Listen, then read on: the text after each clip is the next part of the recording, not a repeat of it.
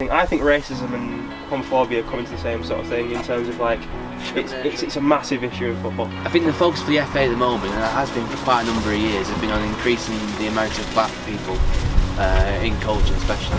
I think with LGBT, I don't know whether the FA are scared. Have you ever had an experience with homophobia in football? My experience, the football clubs that I've worked in that environment, is very, very heterosexual.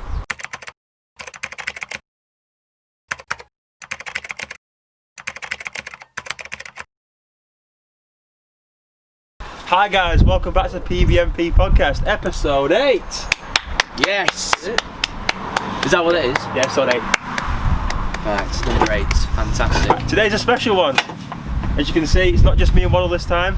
We have a special guest. He's not just a ex-Premier League level football scout. He's not just my friend. He's the Tesco team leader. That is Aaron Lewis. Thank you. Welcome Thank you to the very show, much. my friend. Thank you very much. It's all downhill from here. It certainly is. It certainly is. Oh yeah, and Waddle's here too. Hi.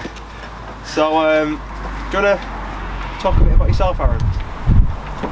Well, what would you like to know? I'm going to say that's our job to ask. Upbringing. Upbringing? Yeah. Just to point out, he's not sponsored Where by... are you from? Yeah, so explain yourself to the audience who may have not sort of know who you are. Shit, can we just start that? No, it's a podcast! Everything's wrong. It's fine. Right. Who are you? Where are you from? No, right. Obviously, you weren't born in Burnley like we were you? No. I'm from London originally. From London. You can't tell from the accent because I've been up north for so long. But I've never had a Lancashire hot pot. I've never had Neckles cake. I'm not good with cold weather. But northern, probably more so than I am southern. Yeah. So you say mate, you're from London. Yeah. So what do you, like when you were younger? You were always a big fan of football, were you? No. In fact, up until the age of 10, I absolutely hated football. Couldn't stand it. I couldn't understand why there was a player called Nanny playing for Man United. I just couldn't understand why is he called Nanny. Why? I remember asking that question when it was England v Portugal on the TV. But I absolutely hated football. Then I went to high school and it all changed. You fell in love? I fell in love with the beautiful, sexy game. You fell in love that with is football. Yeah, okay. It has been quite a light-hearted start, but the podcast is meant to be quite deep in terms of topics. I've heard it's so, really deep, yeah. If you're okay saying it, Yeah. You're bisexual. Yes. You are bisexual. Yes, and I am. Obviously, it's a weird, like, yes I am. Yes, I am. I am definitely. So the inspiration from this podcast is a weird one. Obviously it's from the Stephen Tries sketch, right? Imagine an awkwardly gay footballer in football. Yeah, but and that was a brilliant sketch. Let me just... Have you watched it? Yeah, I have. link in the description, by the way. Yeah, but I have. obviously I wanted to take a different turn to it. I wanted to be, because with you being, say you are a qualified football scout, Yeah. you've been in the industry of football, so you kind of know the ins and outs of it. Yeah. And with you being part of the LGBT community, it's kind of a topic that I'd like to think about. So, talk about it. So, what's your opinions on, like, say, not having that many openly gay footballers, professional footballers in the game at the moment? There's been a few, but I mean, well, the thing is, the only ones that have come out are retired, aren't they? They're retired. So, like, Thomas Hitzlsperger, I remember that one. That was, like, the first major one I remember, really. He finished his season, was it Everton, weren't it? West Ham. Or was it West Ham? Yeah. Look at West Ham. Finished his season at West Ham and he came out and said he was gay. Great, thanks, but you're no longer involved in football, so it doesn't really help the cause. I don't know. We all know that there are loads and loads of gay and bisexual footballers out there. I mean, there's got to be. Apparently at least 5% of the population are either gay or bi, so that means that surely 5% of footballers are... Is it not more like 1 in every 5 people, or 1 in every 5 men are gay, or something like that? I think it's something like that. It's like quite big, bigger than 5%. I think. Well, I've got a statistic here. Go on. There's 250 million worldwide people. Sorry about that. Football is played by 250 million people globally in 200 countries. 65,000 of them being professional. Mm. As of June 2019, 93% of them said they're heterosexual, 5% said they're bisexual, and 2% said they're homosexual. Wow. That's shocking, isn't it? That's like incredible in terms of like in terms of 250 million people. What's 2% of 250 million people? You know what I mean? It's Not a lot. No, I can't work that one out. so out of 250 million people, Yeah. 2% openly homosexual, and call it 7% are part of the LGBT community.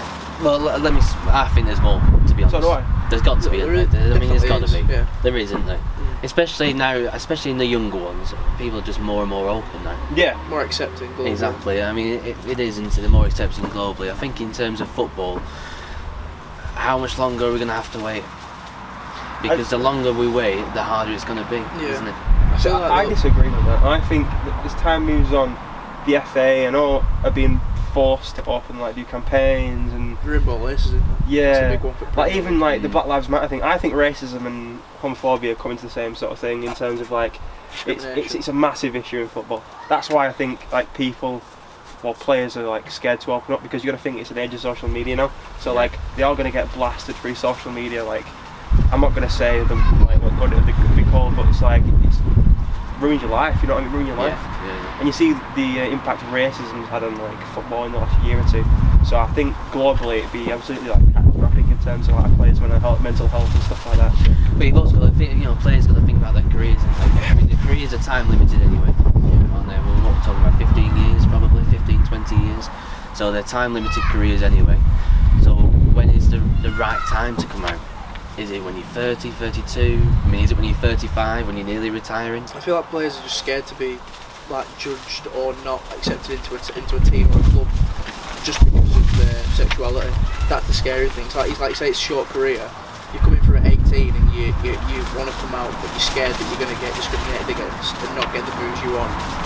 You're not going to do it, are you? You know what I mean? You're not going to do it. Also, when it comes to transfers, clubs will look at these players and go, is it worth taking a risk on that player?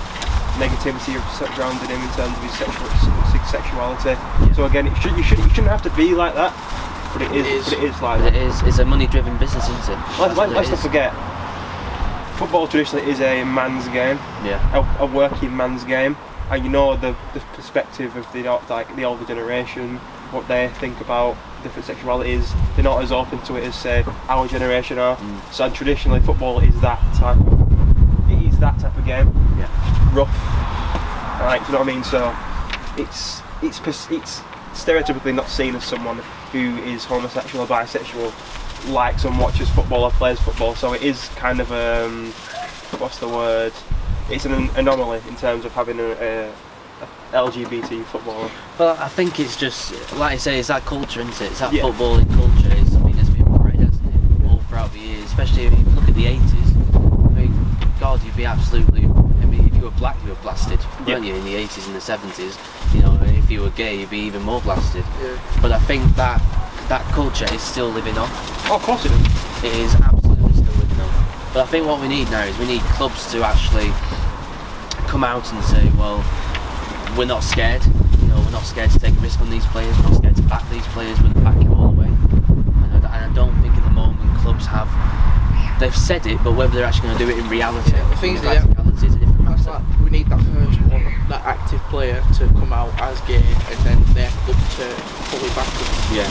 And that set the precedent for everyone else to go and do it. But I think instead of it just being one person coming out, I think it needs to be like a group of them at the same time. But how can you get a group from when none of them want to come out in the first place, and they might not know anyone else?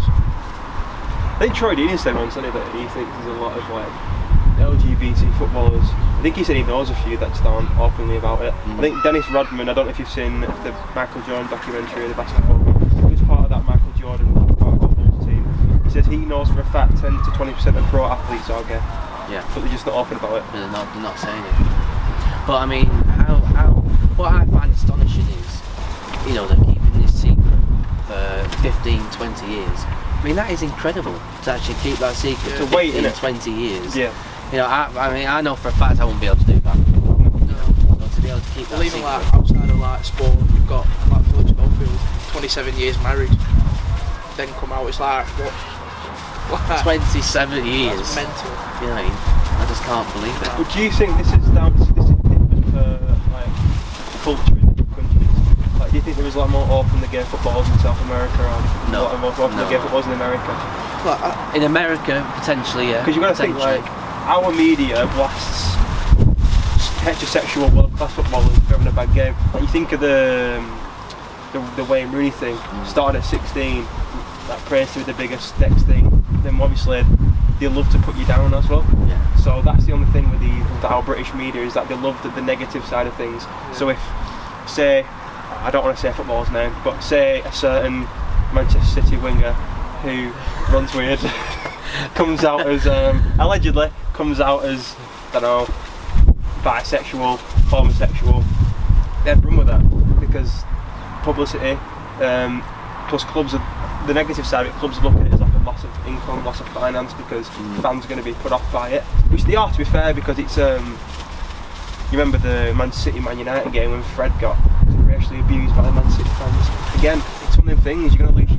Fans will get kicked out for being homophobic, fans will not turn up to the games because they don't know how to react to people being homophobic. Some fans are very repulsed by the players being homophobic, part of the LGBT community, so it's a risk that no one's willing to take at the minute. I think there's more chance of it happening in this culture, in Britain, than what it is anywhere else in the world. Yeah. I think in America they've already made some progress. Yeah. Probably. I mean, Well, isn't there women's captain? Yeah. yeah, well, I believe she is, yeah. So I think in America the progress has already been made. I think in the UK we're getting there, but we're still sort of. It's like it's just not happening, like you is said it? before, like you said before, though, this push for, like, saying no to racism. We need the same for, the Rainbow Lace campaign and stuff like that, but it'll take something bad and tragic to happen before it gets pushed like it has done now, which is the bad part of it. I think the FA, who deal with the players and support the players, don't really care. They don't. In terms of that, because you see a lot of racism, they say we're going to do this and they never do it. So I just think, like he said, it's something bad needs to happen for them to be like, right, we need to pick it out now, because we need to Forcing the hand. Yeah, it's forcing the hand. We need to encourage people to open up and be more honest about sexuality, because this certain things happen where at the minute it's just a bit of a taboo. Yeah. It's a taboo in terms of people don't really want to talk about it. I think the focus for the FA at the moment. We're carrying on. Yeah. Don't worry about me. I'll just keep. That's fine. It's fine. It's all right. You two have a conversation between yourselves. That's fine. Right. I think it's my train of thought now. Right. So I think the focus for the FA at the moment, and it has been for quite a number of years, has been on increasing the amount of black people in coaching, especially. Yeah, I agree with that. I don't think the focus has been on LGBT, not up until probably the last couple of years. And I think the campaign now for getting more black people into coaching, into football communities, has paid off. And women as well. I think it has paid off. You see a lot more of women and black people in coaching. I think there's more work to be done, certainly, but I think it's getting to that point now where that campaign has sort of more or less achieved what it set out to achieve. Yeah. I think with LGBT, I don't know whether the FA are scared to tackle that. I don't know whether they think it's not a priority. I don't know. I think more, if anything, there's such deep-rooted, it's probably in the FA, homophobic people. Yeah. Which Probably. is the problem, because I say this all the time in different aspects of life. You've got this generation now that needs to roll over, and our generation needs to take over where they are in the top roles for anything to change. Because you've got so many deep-rooted, like I said, homophobic tendencies and stuff like that, and that generation's that's just how they were. That's how they were brought up. That they're never going to change, and it takes that roll over before anything will change. Well, maybe we need some openly gay FA people. We need some openly gay. Do you know what I mean? But not, at a very high level, a very top level, to encourage that. But then they go for them roles and they'll get snubbed because of certain people, which is not their fault, but it's just the way, like I said, they were brought up. It needs that bit of time. 10 years from now it'll be a lot different, but you've got to last that 10 years dealing with it, which is not the point. You shouldn't have to, but we will have to deal with it, unfortunately. We're in that weird transitional phase where our generation are coming into the industry, because we are all of the age now where we are getting into the industry in terms of them sort of job roles, yeah. more open views in terms of racism, sexuality and stuff like that, but there is still that lingering smell of the older generation who don't want to accept not racist views and homophobic views. It's a weird time at the minute to be in the football world, because I think one of the reasons the FA haven't head-on tackled racism, because like he said, I think there are racist people in the FA, and there has been murmurs in terms of like coaches going for jobs and not getting it because they are black coaches of Caribbean culture. Yeah, that's true. Yeah, and you do see all these top-level Caucasian white coaches, white British coaches who aren't good enough, who are getting top jobs. So I think that's the same for the LGBT thing. I think maybe there has been a openly gay or bisexual coach come into it and they just thought nah, because it's bad publicity for us, they'll think of it that way, and it's just not what we want to do, and it's against their views in terms of like how they run. So I think maybe in the next 10 years you will see these high level openly gay coaches maybe, and or bisexual coaches or any other type of coach that will start be at the elite level, club level, and only time will tell. I think like having this new generation coming through of everything's okay, it's okay to be different, it's okay to be like this, I think that will provide a more open view for football and other sports going forward. So yeah, I think it will, and I don't think it should do, but because football is such a worldwide sport and you have so many different players from so many different cultures, I think it could potentially cause issues when we look at footballers who maybe support a certain religion, or come from a certain culture, whether it's wrong to be like that. Exactly. That culture. Which is why I think it'll be, if it happens and someone comes out, it'll be here or it'll be in America. Yeah. It won't be in like generally like it won't be like in Africa or South America, Asia, because it's generally like not. It's I'm generalising it, but it is seen as frowned upon in some religions and stuff in backgrounds, and you could argue the fact that in some religions coloured people aren't seen the way they are. In some religions coloured people are seen as less. Yeah, that's true. Yeah. So it's the same for. I think it is the same, but it's not right. It's not right. It's not right, but I don't see why it should stop. Yeah. Being open about it, because that's like it's just like again, in some religions, people of different ethnicity aren't seen as dominant. Yeah, but I think that colour is something that transcends religion. Yeah. So you could have a black Muslim, you could have a white Muslim, you could have a mixed race Muslim, whatever. But I don't think sexuality has transcended religion. You don't. I mean, obviously there will be Muslims out there who are gay or who are bisexual, or there will be Christians out there who are gay. But A, it's not open. Yeah. And B, it's not something that I think not accepted. It's not accepted across all religions, and I think this is where this argument that women in football and colour in football have made a lot more progression than what LGBT has. Yeah, I agree with you. It's, like I said, it's one of you need someone to come out, or a couple of people, but it'll take that first one to. It sounds bad, take the bullet for it and take all the abuse that they will get off the idiots that abuse them, for the rest of them to come out and back them up, you know what I mean? It's like in terms of people just trying to change the perspective of football. It's like footballers are seen as overpaid athletes, they don't give much to society, the economy, and I think this year's proved through Raheem Sterling and Marcus Rashford that they can be more than just a football player.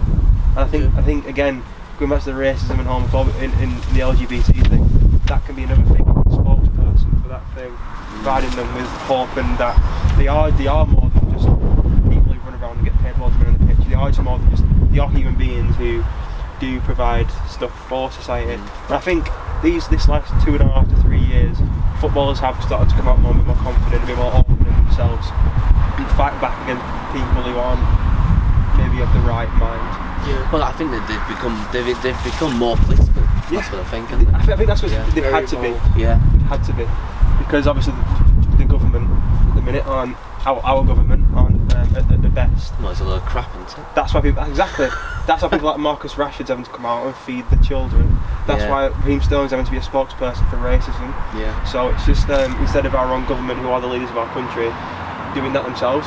And it's kind of sad to say, but it is one of the things. But the government should be coming out and saying it's okay to be. They should be fighting homophobia in football themselves. Yeah. In all sports, really. Yeah. But obviously that's not the case, and it is going to come to it. It's going to come to a footballer who is quietly gay, having to open up and come out and say, yeah, I am gay, and start fighting a thing for it. Yeah. Well, going back to you, have you, if you don't mind answering, have you ever had an experience with homophobia in football, or have you seen any, or? I've not personally. I've not had an incident with homophobia. I haven't. But the question is, have you stated your part of that? No. I mean, if I'm honest, when I've worked in football, especially when I was younger, I kept it very much to myself. Oh yeah. Didn't tell anybody, and the reason I didn't tell anybody is because, in my experience in the football clubs that I've worked in that environment, it's very, very heterosexual. Yeah. So it's not homophobic, but it's very, heterosexually charged. In its own ways, yeah. In its own ways. And stuff, yeah. So you almost find it difficult to talk about anything that is homosexual because it's so heterosexual. Yeah. You know what I mean? And the atmosphere. And wrong environment for it. Exactly. It's a very, very manly environment. Again, goes back to the point of that it shouldn't be. Everyone should be accepted. Yeah. You know what I mean? It's you saying that is a bit of like, I kind of understand it because it is. Football is seen as like a manly sport and a very heterosexual sport, but you need that acceptance for someone. That's probably why people haven't come out, because it's so like that. This is it, and this is what I'm saying. I don't actually think football clubs at the heart of them are homophobic, and the people that work for them aren't homophobic. But it just makes it a little bit more difficult to talk about when it's so heterosexually charged atmosphere. Would you, like, going back into football, like as a scout again, properly, would you, but no, what I'm saying, would you feel comfortable talking about it, or like, would you feel, if someone said to you like, oh, are you gay, you'd say yeah, or are you bisexual, yeah, you know what I mean? If I'm honest with you, I don't know. I don't know how I feel about that. It's a tough thing. It's a really, really, really tough thing to do, especially for myself, because I worked in football, then I came out to football for a little while, didn't I? I fell out a little bit, and sort of left football for a little bit. And now I'm sort of going back into football, and in a few years' time I'll make that jump to becoming an agent. Yeah. I don't know, if I came out as openly bi, does that mean that player doesn't want to work for me? Does that mean that player doesn't want to come to the club that I represent? Does that mean that parent doesn't want to talk to me? Will it affect the view on the club you're working for? Exactly. If I become an agent, does that mean that, I won't attract that player because even though I might be really, really good at the job, they don't want to work for somebody who's openly bi? Yeah. So I don't know. There's some really, really tough questions there, aren't there? Yeah. It's like you've got to think how it affects your job at the end of the day and your opportunities. Yeah. But it shouldn't be like that. You shouldn't have to think about stuff like that before you go in for a job or before you go in for like representing a player or a club. It shouldn't. You should be open to do whatever you want without being judged at all. Yeah. But it's a bit mental. To be fair. Like our generation, it's just it's stupid that is a thing. The people had to go through it and still have to go through it. But for us, it's normal.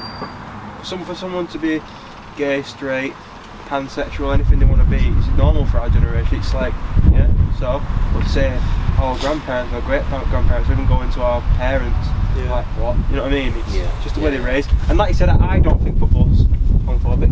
I just think they haven't evolved in terms of today. And I think people who run football clubs aren't homophobic. I think it's the way they've been brought up. It's the way the football club's been run. I think, again, it's not homophobia, it's just their views and the way they've always been. I think maybe if someone doesn't come out and say something, it'll always be like that, and it's not okay because then people are playing football. That's when mental illnesses come in. That's when people who aren't, they've got that pressure on them. They've got to play for 65,000 people week out, as well as being, I don't want to say it's a horrible thing to say, but a closet. But this is the thing. When we're talking about football players, we've got to in order for them to produce their best football, they've got to have as little pressure as possible. Yeah, Everything has got to be absolutely 100% comfortable on and off the field. And if they're not 100% comfortable off the field, they're not going to produce the best football. No, I agree. So yeah, that was a very deep. Wow. Final question then. Go on. Where will football be in 10 years' time in terms of this? In terms of issues in relation to issues like racism Will we have any and progression? homophobia? Will there be progression, or do you think it'll still be an issue? Because clubs are too scared to like tackle. I've always said, yeah, you can tackle racism and put all the campaigns that you like. It's not going to affect it It'll really. never go away. Exactly. But homophobia is a very sensitive topic in terms of like even out of football. It's very sensitive because people have different views on it. I think everyone knows it's bad to be racist. Yeah. Some people are racist even though they know it is to be bad. Yeah. But to be homophobic, that's all down to your upbringing, how and your views on it. I think we're going to have. Personally, I don't think we're going to have any open. In 10 years' time, I don't think we'll have any open footballers, if I'm being honest. Because I think footballers will still be scared about their careers. Yeah. About ruining their careers. I think we'll have more openly gay people involved in football at a referee level, at a coaching level. I think we'll have more people in the FA who are openly gay. Yeah. But I think footballers themselves, until they retire, no, I don't think they will. What about you? I agree with that. I think we'll have a lot in the back, not actual football. I do think in 10 years we will have a couple at least. A couple that are probably towards the end of the career but are still actively playing, and then they can, hopefully that shows gives an impact and represents the rest of them. They can, more can come out. But I think we'll have at least 2 or 3 definitely. Well, I hope 10 so. years. I hope Yeah. so. I really do. I hope so. But I don't know. I think we've missed the boat in terms of that West Ham player. I think we should have. I think the FA should have. The West Ham player who came out. I think they should have rambled that. I think they should have encouraged that. I think they should have gone right. He's come out now. Why not come out earlier? But I think as social media's growing, I think it's just going to get harder and harder and harder and harder for football to come out, because in 10 years' time you don't know what social media is going to be like. It's going to be even more like. I think the worst platform is Twitter in terms of like racism and stuff. But Too easy to. it's too easy to get a social media platform, not put your details in, be a fake account, and Go around and abuse somebody, people, and you don't know what that's going to impact them mentally. And unless the government or anyone take action of like you have to put all your details in to be on an account, then it's just going to get worse in terms of racism and homophobia, because social media platforms are going to rise and develop and get even more complex, and that's just going to give it more freedom. Sorry, go on. It's just going to provide more freedom for trolls online to just produce hate, and it's. I'm going to say it might turn into like. I think social media will eventually get to the point where we have to, like when we're betting sites, you have to put in, you have to show a proof of ID, over 18, all this, all that. I genuinely think every social media account that you make will have to go through that process of you being over 18, being this, being that, confirming everything, double checking, and then you're allowed to go on. Because then people can track you and what you do. I think, I mean, that's true. I mean, to me, it's interesting the differences between the men's game and the women's game. Why has it been easier for LGBT to become more accessible in the women's game? Because I think it is the men's game. Because women have the women's game has took so long to progress to the level it's at now, where people actually watch it.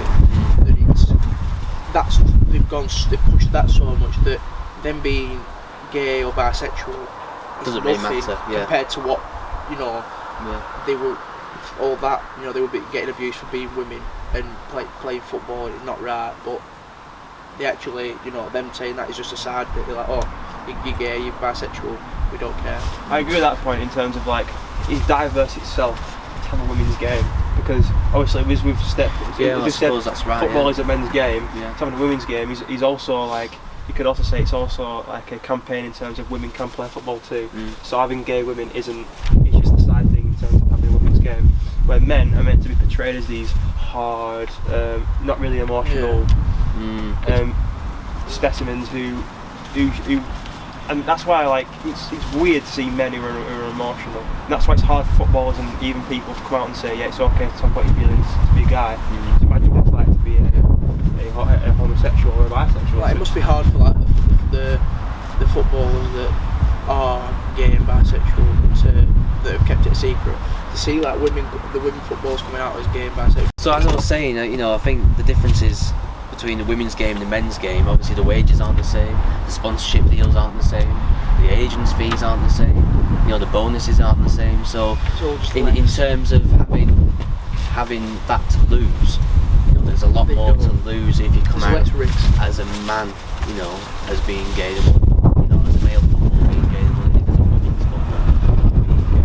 For example, imagine this is not a fact; it's a scenario. It's a scenario. Hypothetical situation. We got there in the end. Yeah. Like we can agree that probably Ronaldo is the face of football. Yeah. I would say so. Yeah. So if he came out as a homosexual man, the level he is at, the first billionaire footballer, the brands he's sponsored by, the endorsements he puts into the game, the traction he brings to the game. Do you think if he came out as gay or any form of LGBT, do you think it'd be received as positive, or do you think it'd be a big risk for football? Do you think the FA would see it as like? Oh no, I think it would be a massive positive step. But I think this is what will be the breakthrough. We need a high quality, top athletic footballer whose face is everywhere to come out as gay. But do you think that's an issue though? Like having that level of football to come out as gay, having to treat a average level footballer different, saying to brush it under the carpet, but then if Ronaldo comes out saying, yeah, I'm a homosexual man, they lock it up. I think it's highly unfair. I think it's highly unfair, but I think that is the reality of the game. It is, if you're a League One footballer or a League Two footballer, it's not going to be as big of a deal. And you come out as gay, it's much more easier to brush you under the carpet as a society. It's like when you've got like with the shooting in America with the black guy, what do we call it, George Floyd. You had all these black athletes, black celebrities, all who've got massive social media platforms and massive, followings. They've got the massive reach, and they said it's bad, and they shunned the police and everything, saying this guy should be arrested. That would impact because they had such a big reach where you've got, a random guy off the street, or like you say, a lower league footballer or athlete. You can just what's to stop that club terminating his contract and him never being offered a contract again? Yeah, it'll scare him off from doing anything again. Because he's only earning $2,000 a week. I know. That's what you have to do. To conclude this topic, my opinion, I think if a high level football did come out, it'd be a lot like the Me Too movement, in terms of like people will start coming out and saying, like when Jeffrey Epstein, it was Epstein, it was the other one, weren't it? No, it was both of them, weren't it? Yeah. They're both getting in with the. But then more actors and actresses came out and said, I'm a victim of this.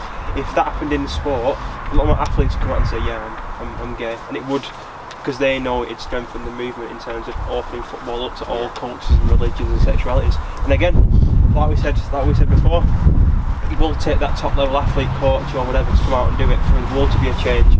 Or unless someone does speak out to the FA and say we do need to do this campaign, but until then it's just going to be a growing issue in terms of having to wear multiple captain bands for a campaign that isn't making a difference. Exactly. And you can wear as many rainbow coloured laces as you want, but until that top level athlete comes out, it's not going to change. And it has to be a top level athlete. And like we said, it can't be. Well, of course it can be a League 1 or League 2 footballer, but in order to encourage that big level change, it's going to have to be a top level. It's going to have to be. So, that was great. I quite enjoyed that. It was a very open, and I think having you, who's in that bracket, who's worked in football, it gives a bit of an insight in terms of like.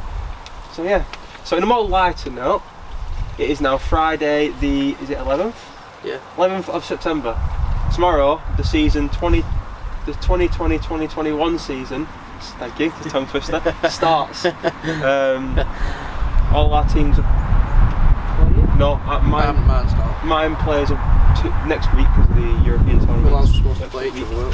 So, a few weeks ago, a few of us did a Premier League prediction table, didn't we? We did. And obviously, and obviously, if you don't watch football, but obviously it should relate to other sports, there is transfers which may change your outlook on teams, where they finish, And I think since then, a lot of things have happened, and a lot of things are close to happening for teams. And it could all still change. It could all still change. It could all still change, because you're going to have a heart attack when I reveal where Man United is in my top 10. However, if they make some key signings, it could all change. Right. Shall we start with our first positions, then go down each and do second? I think we should do relegations first. Right. Then It's a lesser chat. you've done top 10, haven't you? I've done top 10. We should do relegations 10 to 6, no 10 to 5, and then top 4. Yeah, right. Okay, alright. Who wants to start with the relegation? I'll go first. Okay. Go on then. I'll cover my. Right. To get relegated, I've gone for flip-flop Fulham, because they are going to come up and go down. Yo-yo. Fulham. That's a better one. Is that 20th? Yeah, because they've not made any notable signings that I think are going to strengthen them.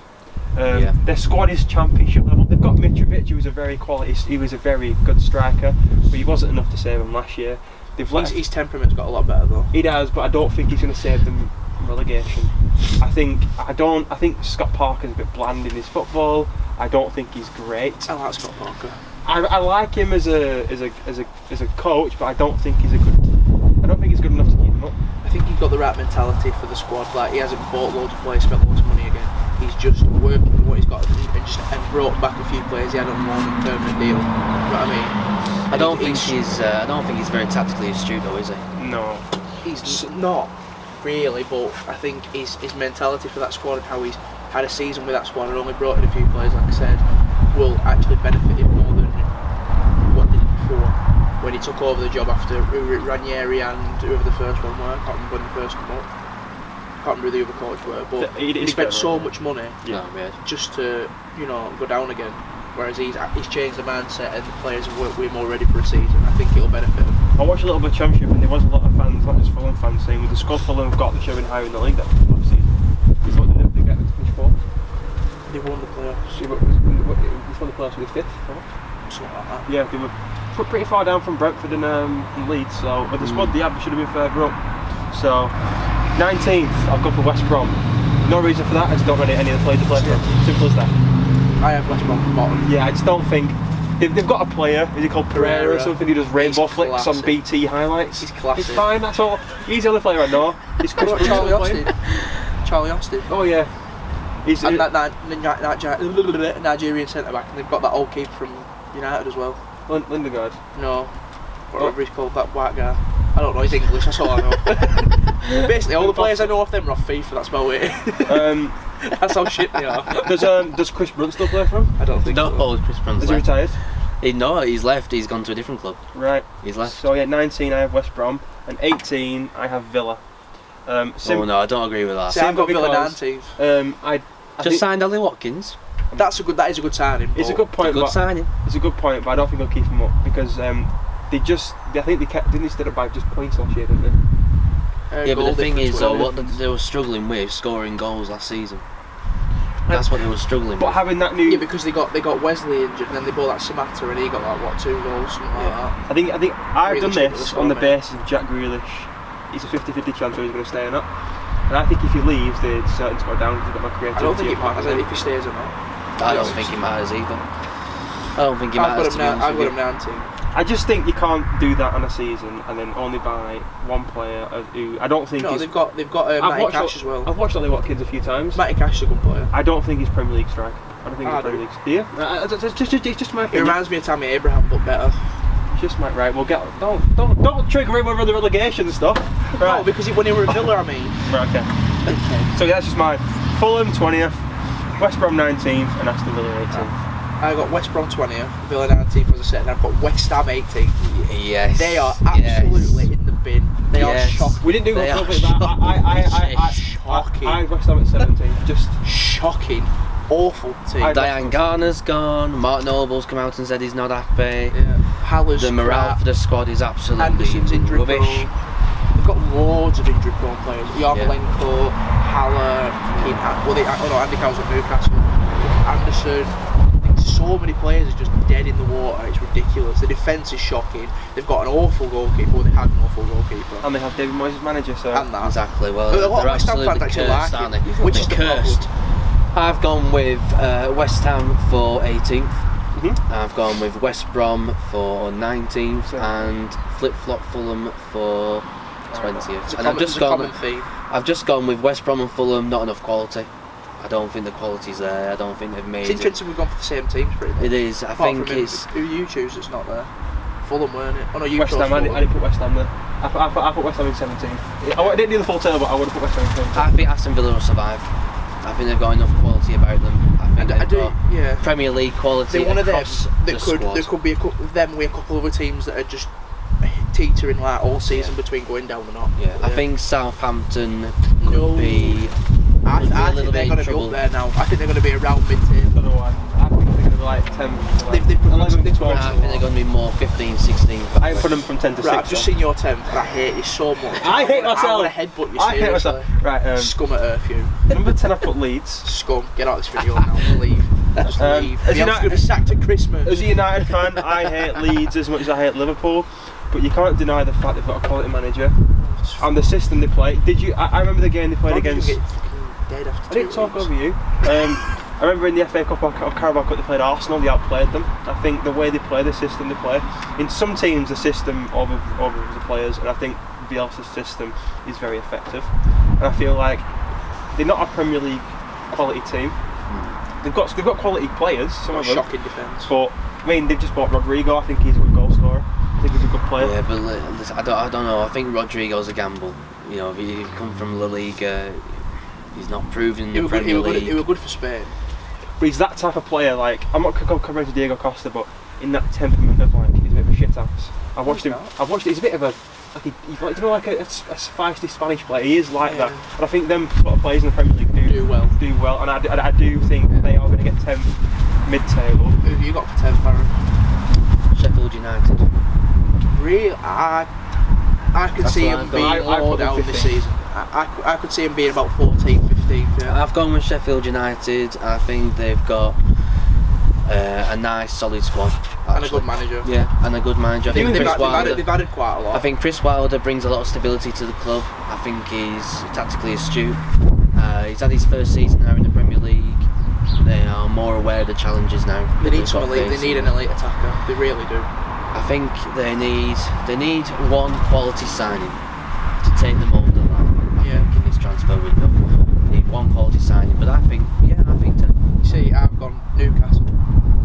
Now I think because Fraser, Wilson, Newcastle, Lewis, not a bad shout. They've added some really good signings. They're going to be there and thereabouts. I think St Maximin's going to do a lot better this season. That front three, Fraser, Wilson, and St Maximin are going to do bits. I really do think they're going to be so underrated. I disagree with you, and the reason I disagree with you is because Steve Bruce. Yeah, but look at them last season. They actually did fair well with Steve Bruce, and they've added players with the low quality side. We have a very low quality side. He did quite well, and as well, we're a shit striker for most of the season. You know what I mean? He got 2 goals all season. Like, it's mental that he kept him up for a start and actually did fairly well. Adding these players he's added, plus they're going to get a few more. You can't really argue that I think they're going to be safe. Push up that top half of the table. I don't think so. I think Newcastle 12th or 13th, I reckon. Fair enough. Well, I've got Wolves. I think got the same. Losing Doherty is going to be a big, it's going to hamper the season massively. I don't think they're going to be able to replace him with anyone near the quality he is. I think that they're going to I just don't know. I think that with them doing so well last season, I can't see him. I think Adama is going to do as well. Jimenez will probably do okay, but the rest of the squad, I just can't see. Like Moutinho's a year older. Neves wasn't that good last season. He was okay, but he dropped off a lot. And I just think the squad's going to get, like they say with Klopp after so long, like the squad's tire. I think Nuno's going to they're going to tire. You know what I mean? For me though, I think Wolves have almost reached their peak. Yeah, I think they've reached as high as they're going to go, because. I mean, who did they sign now? They spent that 35 million on that young Portuguese lad, and they got another one yesterday. Like, I don't even know who they are. Like, that doesn't mean they're not good, but you know what I mean. I can't see them fitting into that. I can't see that system working for too much longer. It's like Conte at Chelsea. he implemented that 3-4-3 and he got figured out after a while. I think Nuno will get figured out sooner rather than later. The thing I worry about for Wolves is their defensive mid. I don't think is strong enough. Who? I think you've got Neves in there, you've got Coutinho in there, you've got Dendoncker. I do like that. Yeah, I like Dendoncker, but he lacks pace. Yeah, they've got Saiss, is he called? You know, you've got Coutinho who lacks pace, but he's got a lot of quality on the ball. He's quality, yeah. Defensively, probably weak. Neves, yes, he's got the pace, he's got the more athleticism, box to box, but he's more box to box. He doesn't really cover that defence very well. I think they're going to struggle, Wolves. I really do. See, I've got Wolves higher up, and I'll talk about Wolves when I get to Who've Wolves. got now? I've got Leicester. Yeah. I've got Leicester. I think I put them higher. Reasoning for that, I think Vardy's a year older. They rely too much on Jamie Vardy. He's 34, he'll be 34 when season starts 34, maybe. Yeah. I just don't think he can keep producing that quality. They've only made that one sign. Yeah, he's going to burn out. Castagne to replace Chilwell. He's not great. I've seen bits of him in Serie A. He's not great. And Leicester are very inconsistent. They'll put up a run of games and then they'll flop the next 13, 14. And I think with the top 6 strengthening the way they have, I don't think they've got the quality. Yeah, I don't think they've got the quality to compete. I do think that Maddison maybe remaining a bit injury free hopefully will help them, because when they had to play who they played number 10 when he went out with Tielemans. Tielemans. You know what I mean? Maddison's completely above what they are at number 10, and playing them balls into Vardy will help them a lot. They need an actual to kick on. Demarai Gray needs to kick on. Demarai Gray needs to kick on for his career. They can't keep playing Mark Albrighton, on the wings all the time. I agree with you there. Yeah. To be fair, I think Rodgers could be sacked as early as Christmas if he doesn't get the results. I think they said this before the season ended, that he is notoriously bad at making signings, and he's proved it. Only one signing to replace Chilwell. He hasn't got any more depth. Like Chowdhury, you need another defensive midfielder really, because Chowdhury is a great at minute. I'd send him out on loan personally. I don't think he's fantastic. I think Rodgers does well. I think he's been proving his time at Liverpool, his time at Leicester. He's notoriously good at bottling things. Yeah. And no, you might laugh, but it is true. This season, he was comfortably 3rd. I thought he dropped down to, what was it, 5th? 7th. No, 5th. Yeah. Liverpool lost the league, and it's not even that. It's the fact of the matter is, like I said, I think that time at Celtic bumped up his career a little bit, because he won the treble. He won the treble, did he? Yeah, but the thing is though, if you go to Celtic and you don't win the treble, exactly, what have you achieved? Exactly. Yeah, but I think it's too easy. They're raising his profile in terms of that. I do think he's decent. He's a decent manager. But I think these times, in the ways like Pep does, he tries new things, but he doesn't need to try new things. You see, I disagree with you on the tactical side. I think Rodgers, he has a system, and he plays that system, and he sticks to his principles, and he sticks to them. He's very stubborn. He's stubborn. I don't think he adapts his style of play or his tactics to counter specific threats very well. And I think that is his downfall. Yeah. And I think that unwillingness to compromise on his tactical formations and his systems gives them less chance, I think, of having consistent results. And that's why I've put them outside the top 6. Yeah, during COVID, when they come back, I can't remember what game it was. They were drawing 0-0, and all they were doing was put it out wing and cross it into box. I thought, why are Leicester playing like that? You play direct if you're Leicester. You've got Vardy. Yeah, you've got Vardy up front. You're not whipping balls into box. You haven't got a striker to do that. You know what I mean? And it was just, like you said, he doesn't change his ways. He's very stubborn, and that's why they will finish low. My predictions are based on who they've signed and who they are heavily linked with at the moment, and who I think they are going to sign. And they haven't been linked with a Jamie Vardy backup or a Jamie Vardy replacement. They haven't been for years now. And I think Iheanacho's not of quality. I think if Vardy gets injured, they lose that goal threat. And I think teams aren't scared of him. They aren't scared of him, and I think even if they don't sign a striker, they could possibly drop lower, and that's just a risk. I mean, a worry for me about Leicester is their depth at centre half.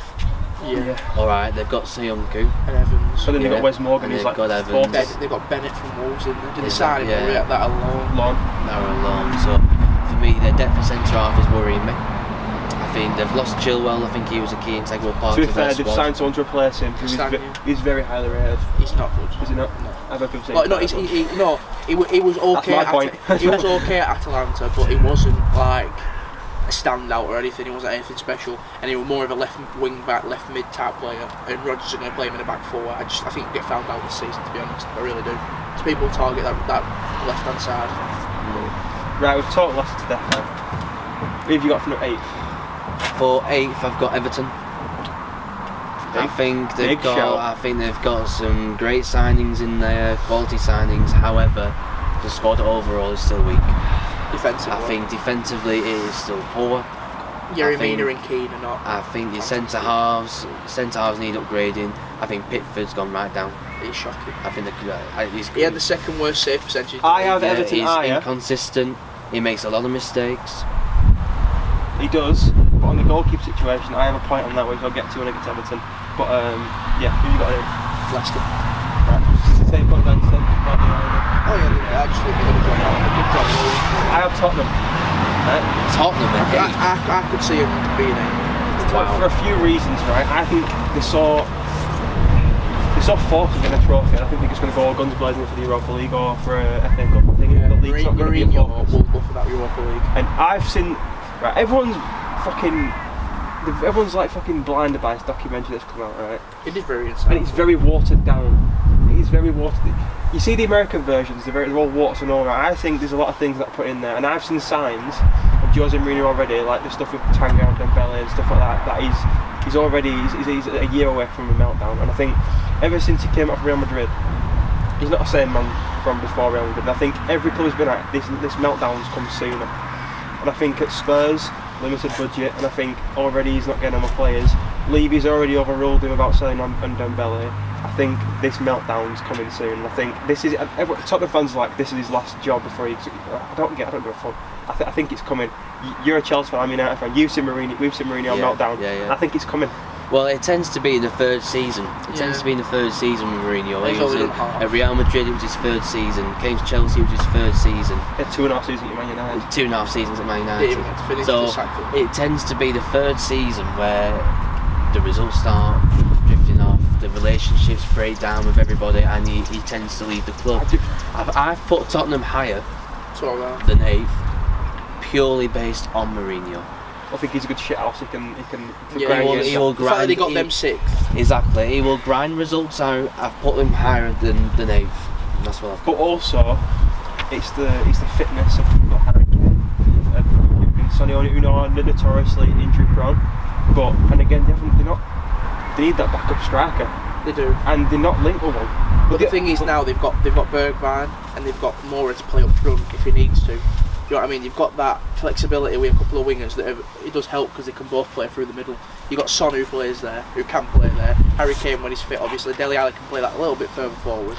But I think Mourinho is defensively more astute. He is. I think he's tactically more astute. I think getting rid of Vertonghen or letting him go is a very good I think that was a good decision. I think Mourinho's even the type of manager, even if you had a basic defence, if he sets out in 2 blocks of 4, he'd rather draw. He'd rather get a 0-0 than lose one. He would get a result out of that. Well, for me, I think Doherty is an excellent signing because defensively he's a right wing back, but he's defensively very good. Attacking, he's excellent. He loves to bomb forward. Like for Ireland, I think he plays like right mid. You know what I mean? It says a lot of that. Højbjerg, I think it's a very good signing. 30 million for a pair of them is a steal. I like Højbjerg, but I think he lacks pace. Yeah, but he makes up in other areas. He does, which is what you kind of need. He's got a lot of technical quality. And B, I think he's a very intelligent player in terms of his position in and around the field. He kind of reminds me of Neves a little bit, but without that bit more pace that Neves has. Yeah. You know, he thinks quite a lot. 2 facts I also came into this situation was again the embezzlement with wanting to get a trophy, the first trophy, and I think they are going to prioritise competitions over the Premier League.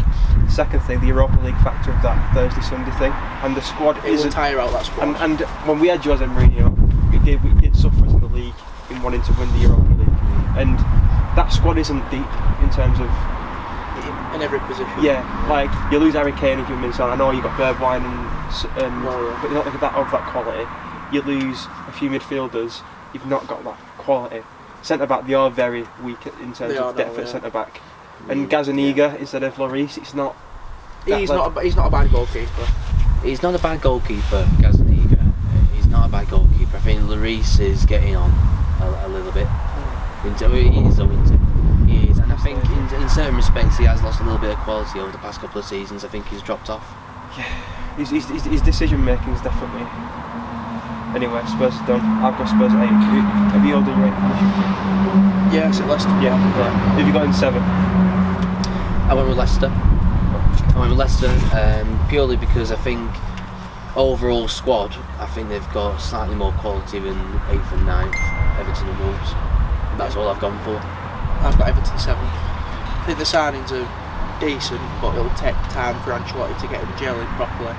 I think early doors they'll push up because they'll just surprise teams. But I think over time Ancelotti will slowly. They might get a few injuries or whatever. Obviously we can't predict them, but I feel like that squad will peter off a little bit. They'll still get. I think 7th is about right for Everton this season. I hope they do well actually, because I do like Ancelotti. But you say 7th, I say 8th. Yeah, it's one and the same thing. Right, so back to Wolves. I said the two new signings. You can doubt them, but previously the scouting network's been impeccable. I think they've got a great scouting network. I think they've got pies in holes with George Mendes, and I think they do have that advantage, and I think they've got a quality to finish 7th. I think the new signings are absolutely fantastic for Wolves. I think the young Portuguese lad that they've just signed, one of the best talents in the world. Well, obviously they're not going to make much of a difference this season, I don't think. But I think the future is there for Wolves, and they're going to solidify their place in either the top 6 or the top 8 or whatever. Yeah. That's going to be their place. So, number 6. Number 6, I went with Tottenham. I also went with Tottenham. Reason? Mourinho. Yeah, Mourinho. Any reasons? He's just defensively sound. I do think they are going to push for an FA Cup or a Europa League. But I think the squad's decent. I think hopefully they get luckier with injuries, so that keeps Harry Kane for a bit longer in the season. They get more game times. But hopefully Dele Alli kicks on. I'd say that probably won't, but you know what I mean. Hopefully Bergwijn has a good season. Full season. I think the quality's there. It is. I think the difference with Tottenham, and the great good as opposed to someone like Everton, is they've got quality across throughout the squad. Yeah, from goalkeeper, defence, midfield, attack. They do need the quality is there.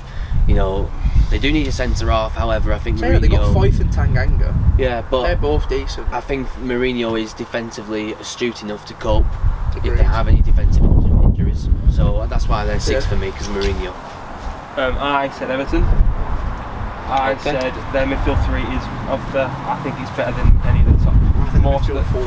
I am better than most top 6. I think they've got 2 quality strikers, Calvert-Lewin and Charlton. I know the depth isn't that great, but I trust Ancelotti and his tactics in the way you said about Mourinho. I trust him in terms of his way he's playing to get him to 6th and grind out games.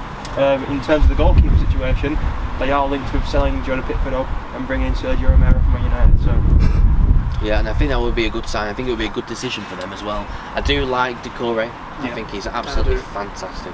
Fantastic Doucouré. He's got height, he's got the athleticism, strength. Defensively he's good, he's physically on the ball, he's got the pace, he can box to box. I think he's going to absolutely transform that Everton midfield. But defensively though, I think that is a worry for them. Yeah. But also the factor is that side has had a year now with Ancelotti, half a season with Ancelotti now. They know how he plays. You've got Alan and you've got James Rodriguez, who've already played with Ancelotti a couple of times. They know how he plays. They don't really need adapting time in terms of the system. They know how he plays. Maybe Doucouré might need a few months, but he's Premier League proven. So it's just that defence though. It's that defence is a worry. I don't care. Honestly, me. midfield forward, they're fine. Goalkeeper and defence. The left back's good. Digne's good. Michael Keane can be good in moments. Yerry Mina, he's just so slow. I mean, he's a threat at set pieces. That's it. Yeah. For me, that's it. Yeah. For 6'5", he gets bullied. Exactly. He's a threat at set pieces, attacking set pieces. I think he's a weakness at defending set pieces. I think his marking's dodgy. Yeah, it is. I think Michael Keane is highly inconsistent. He's got great quality. I think on the ball he's quite good as well. Yeah. But I think he's massively inconsistent. If those two get injured though, Mason Holgate. You've got Mason Holgate. I can't think of anyone else. Matthew Pennington. Is he still there? I don't know who that is. Do you know what I mean? Yeah. Anyway, should we move on? 5th. I've got Arsenal. I've just seen yours. United. Yeah. Really? Fair play. I do. Yeah, I do. Jeez. Yeah, I do. We both got Arsenal. I think this is the season where Solskjaer gets sacked. I do. I think Man United 5th. I still think. I don't know. I just think the other teams, the other big teams, have strengthened a lot better. I think this could change in the next 20 days. This is what I said earlier. change. This is what I said earlier. I think if United get Sancho, that's a totally different story. If United get Sancho, they're definitely in that top 4. They're pushing for second or third.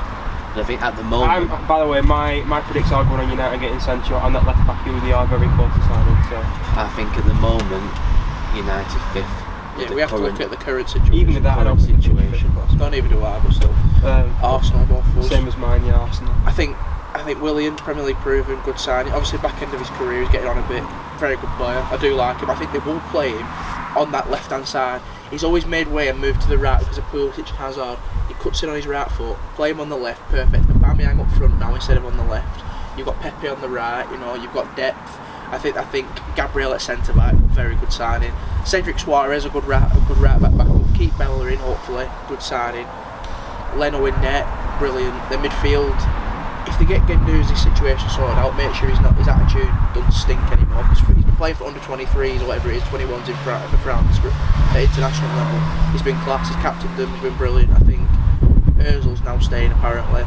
I hope he gets a bit of game time before he leaves, but I think they've got a good enough squad to get 5th.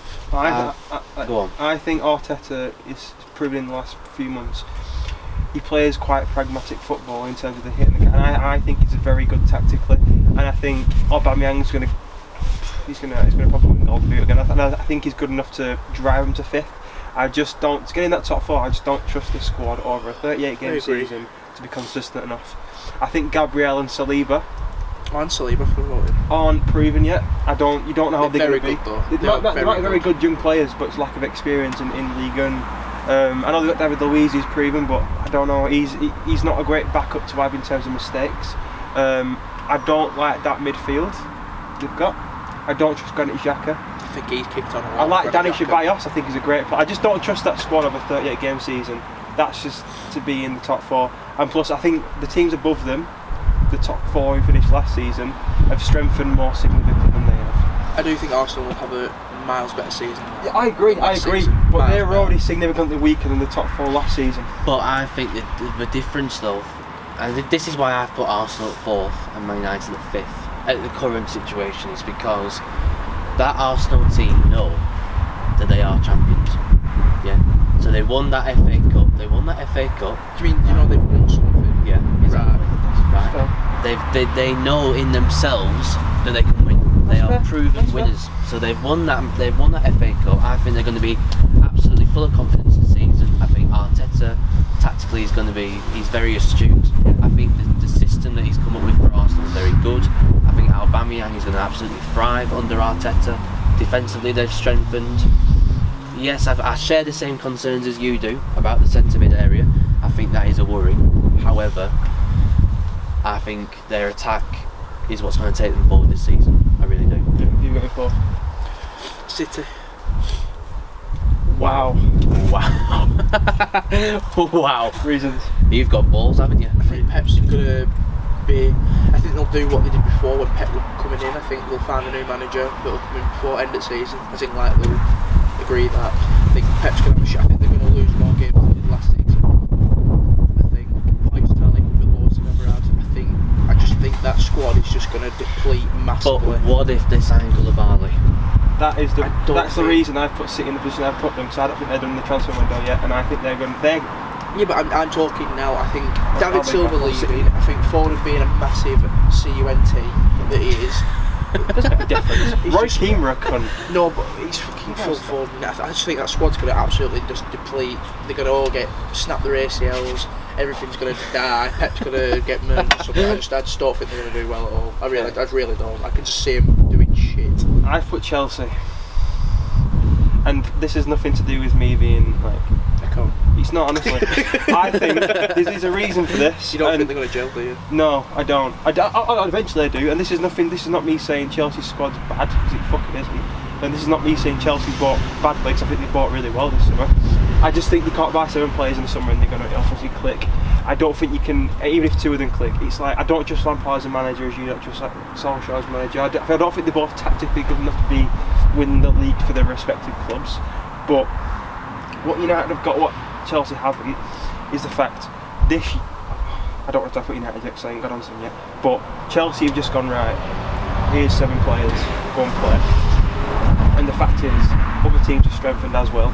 And the fact is, you don't know how they're going to get on off the pitch. I think Thiago Silva's a very good signing. I think he's very good in terms of younger centre backs. But again, that can go one or two ways. If he's either going to fucking struggle and be good in the dressing room, or he's going to be a good experienced defender, which I think would be the latter, personally. Timo Werner's a guaranteed goal scorer. I think he's going to get you 20 to 25 goals this season. I do. But it's just the signings. I just don't think they're going to gel for the first half of the season. I don't, because it's like the Tottenham situation a few years ago when I know it's better quality players, but you can't get 7 starting players, and they will be your starting players, and expect them to be world beaters from the off.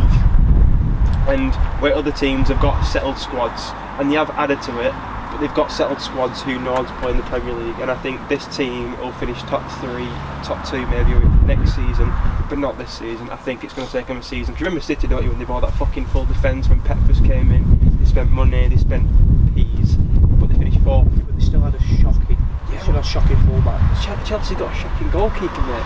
Chelsea have got apart from Thiago Silva. They're getting a new goalkeeper. Look, we're getting a new goalkeeper. We're getting a new guaranteed. goalkeeper. There's going to be guaranteed transfer business. We're not done in the transfer business. That's what I'm saying. I think you get a goalkeeper and Declan Rice, and even then, what's that? 9 players.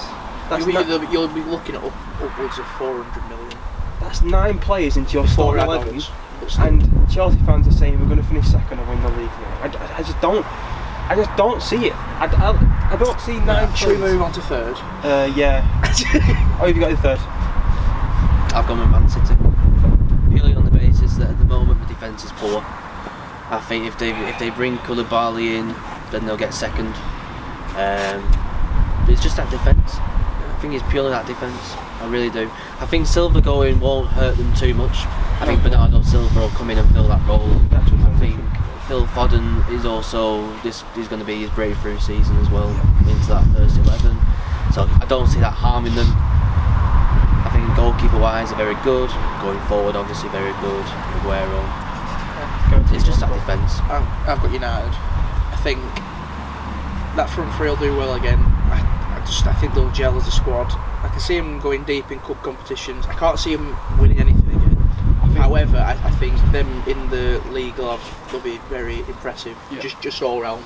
They need that left back. They could do with another centre back really, but they're not going to get one. And if Sancho comes in, I think it's a guaranteed third personally. I've got Liverpool personally. I think it's depth. But say what you think about that thing.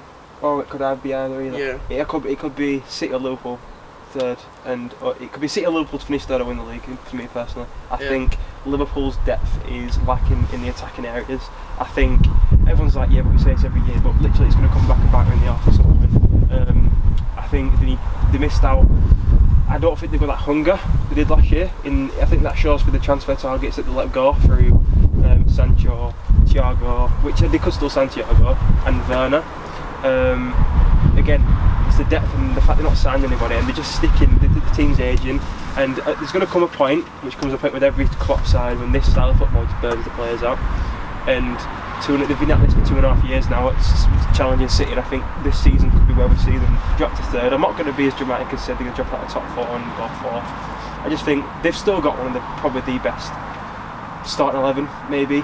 The best. Apart from City, I think it's better than City's, to be honest. Yeah, but I just think this season they're going to be sussed out a little bit, and the depth and injuries may come up against them. Right, go on then, who've got second? United. My opinion. Here we go, come on then. I just think with an improved left back, because we have basically we agreed everything, with an improved left back, and he's going to improve our defence, which is already an improved defence last season. I think bringing in Sancho, I'll have that depth on the right hand side with Sancho and Greenwood. I think our front 5 front four, front five, whatever, is really developing into a really dangerous thing. And I think people aren't, like I think you saw all the young players can be a year older, more experienced. I think Solskjaer's got a system now, which these players are getting used to. That's my argument was with Chelsea, was the fact of that you've got 9 new players who've got to learn to play together, where we're bringing in 3 who it's going to be an easier transition because we've already got them 9 of the players who have had a season under Solskjaer, and the competition with David De Gea I think will elevate us because I think you've got 2 quality goalkeepers, and even when we won the league in 2008 we had 2 quality goalkeepers, and I think hopefully that could improve David De Gea. But the thing is though, you had 2 quality goalkeepers. I mean, Romero's not a bad keeper. I've always said he's the best backup in the league, but I think Dean Henderson will be our number 1 next season, and I think it will be an improvement De Gea. And you've got to think as well, the first half of the season we had 4 or 5 we had a bare bones side. We had McTominay and Fred in midfield. We had Daniel James playing on the right. I think Fred played well. Yeah, we had Daniel James on the left. We had Rashford up front with Pereira on the right. Do you know what I mean? That was the half of our season. Then after Christmas, Pogba, Rashford, Martial came back. Bruno came in, and it was really good. And I'm taking that with our full team in this season, with the transfers that are coming in. I think we can compete for second. I don't think we're gonna win the league. I'm not that deluded, but I just think we are going to finish second and close that gap. That's just my opinion.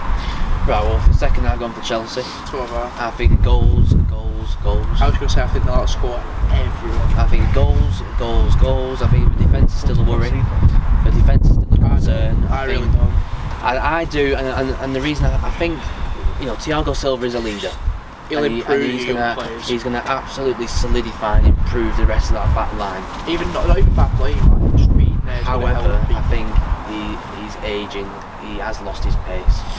So I still worry about the defence. New goalkeeper coming in, that's almost a cert. Yeah, that's almost a cert. Yeah, it's going to be Edouard Mendy probably. Yeah. More than likely. It looks decent from what I've seen. I don't think he's the best of what we could get to replace Kepa. But I think having just spent £72 million on a goalkeeper, do you want to risk another £50-60 million? I've heard he's a stopgap. For Donnarumma next season on a free. Yeah, could be. Well, I haven't heard that rumour, but that's a bloody good idea. It's a bloody good idea. I think he might have a year left on his contract next year, and apparently you pay 28 million for Mendy. Apparently you're not going to pay a lot for Donnarumma, less than him, like 18. Well, the thing is, if we're going to have to give AC Milan some compensation because of his age. Yeah.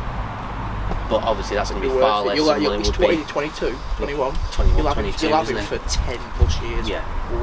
It's going to be absolutely fantastic. Yeah. I think it's, I just think goals. Yeah, so goals. Who have we got first? City. I've got Man City just because they've got quality all over, and I think with Liverpool winning that league last season, I think Pep knows he has to improve, and City's board will back Pep this season after what happened in the Champions League, after what happened in the league. But why haven't they done so far? They have. They bought a winger to replace Leroy Sané, a natural left side. Is it left Evil Torres? That left side. Right midfielder. Yeah, right winger. Listen, I get Ferran Torres, right? But where's I think he's the next Elito. Where's he centre half? Where's Koulibaly? I believe Koulibaly's going to come in. If you've got the money, why not get him in? That's just down to complex things going behind the scenes. That should have been done right at the start of the window. Yeah, but you say that though, but it's only Chelsea who's done deals at the start of the window. Do you know what I mean? These deals don't take 2 minutes to get do. it done. Just get it done. But you're talking about the people gelling in the squad. They bought their players early so they can gel together. Exactly. City haven't. Yeah, but you understand it's a coronavirus window. Teams are going to demand more money than they want to pay, and I get City have got all the fucking money in the world. They run by a country, and I get that. But it's complex in terms of clubs. It's something that Jadon Sancho thing, that even though that's progressing now, and Chelsea have got all their signings. But I still think they will get Koulibaly. It doesn't matter how long it takes to buy him, as long as you fucking get him in. That's the only thing. Yeah, but the thing is though, does a player really want to come in after the season started? The thing is though, there's more than that. There's more to it than that, right? Does he speak English? I don't know. Exactly. He's going to need time to learn English. Yeah? He's going to need time to gel with the rest of his back line. He's going to need time to gel with his midfield and his goalkeeper. Yeah, but is this they play out from the back. Is this not the same for the 9 players you've got? Yeah, but the thing is, a lot of them speak good English. A lot of them Timo Werner already speaks English. You've got 2 Germans who speak like excellent English. Man, it's the You've got you've got Ziyech, who is in Holland. They all speak English. Exactly. Chilwell's Fucking- English. Thiago Silva speaks good English. Neymar speaks English, but he's probably struggling in the Premier League. Fucking No one's struggling in the Premier Falcao League. speaks alright English, but he's struggling in the Premier League. No, but the thing is though, what we're saying is you're not bringing him in at the right time. No, I get that. Koulibaly should have been brought in right at the beginning. In fact, that negotiation should have even been sorted out before the No, transfer I window was understand that, but open. I think Man City are going to win the league simply because they've got guaranteed goals in Sergio Aguero. They've got the best midfielder. I don't think you do anymore. I do. I think you've got Kevin De Bruyne. You've got, like you said, Phil Foden, breakout season. You're not going to miss David Silva. It could be an element of him being a captain in the dressing room, but I think Bernardo Silva was a swift transition. I think again that the only issue is that defence, right? If they sort that defence out in the next few days, next week, they'll win the league. That's just my opinion. I put Liverpool personally. I'm the same as you. I think Liverpool. I think out of all of them, defensively they are the strongest. Yeah. They've got the strongest back line. I think they've got the best attacking trio in the league. Yes, I agree with you on the lack of depth. I do agree with you there, but I think. But that squad is just so good. Exactly. They've got the stamina to play that long stretch of games, and then that rotation side, some of them come in and give them a rest, and then they swap over again and go again. But I just think that lack of investment is going to bite him in the ass. I don't think But so. the window's not shut yet. I don't think. I You think get Thiago. I think Thiago will come in because I think the Liverpool board will feel a slight pressure to spend. Yeah. I think the fans will pressurise them to spend. So I think they will bring Thiago in. I think if they bring Thiago in, great. I think even if they don't bring Thiago in, I think they're still going to win the league because I think defensively they're the best attacking trio, yeah. the best. I think they've got it. They've got it. For me, they're going to win the league. And like you said earlier, the winning mentality, we can win. Exactly. Yeah, I mean, Year on year. yeah, but so have City. That's what I mean, so have City, and I think he can go. That's why I say he can go either way for me. What, the League Cup? No, Liverpool. I think City won more league titles than Liverpool. What I'm saying is, that's why I said he can go either way for City Liverpool to win the league. That's why I didn't know which one to put. I don't on top. think it's going to be City. I really don't. But And the reason is that defence. If they, I think this season's going to be so fucking tight. I think it's not going to be a 90-odd point season. I think it'll be a very I think entertaining it'll be season. 80-odd points going to win the league this year because I think all teams, top I 4 agree. teams, Be are able to going to beat be each other. even top 6, top 5 teams are going to be so competitive this year. I think everything's going to be so tight. I think there's probably going to be about 5 to 10 points separate, not 5 points separating between maybe 6th and 3rd. I think it's going to be so close. But yeah, I think anyone who's going to win the league, it's going to be close because all top 4 teams have strengthened so much. Should we wrap it up? Yes. Thank you for watching. Leave a like, comment, subscribe. Who do you think your top 4 is going to be next season if you do watch football? Leave your thoughts on the LGBT situation in football. If you liked it, tell us what you liked about it. If you didn't, please be constructive. And I'll see you in a bit. Bye. Bye.